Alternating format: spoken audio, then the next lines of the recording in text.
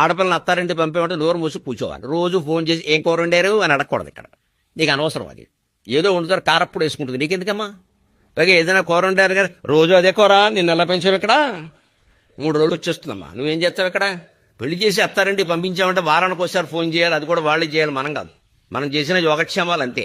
అత్తగారు బాగా చూస్తుందా, మీ ఆయన సంపాదిస్తున్నాడా, ప్యాకేజీ లీకేజీ, మనకి అనవసరమైన వ్యవహారాలు అంటారు. ఒకవేళ అమ్మాయి ఏమైనా చెప్పినా సర్దుకోవాలమ్మా. కాకపోతే తండ్రి మీద చూసాను, మీ నాన్నతో నేను సర్దుకోవట్లని చెప్పాను. గొడవ ఈడెవడో పడతాడు ఇక్కడ. అలా చెప్తే పిల్లల కాపురాలు నిలబడతాయి. నాకేం మొహమాటం లేకుండా చెబుతాడు. నేను మనమే రెచ్చగొట్టేస్తుంటే అలాగా నగలన్నీ పెట్టలేదా, అనుకున్నవి పెట్టద్దా ఏంటి, అనుకునేది పెట్టేది ఇక్కడ. అది మొత్తం మనం ఇక్కడ చెప్పేసి అదడుగు ఇదడుగు ఊరుకుంటే పెడతారేటి.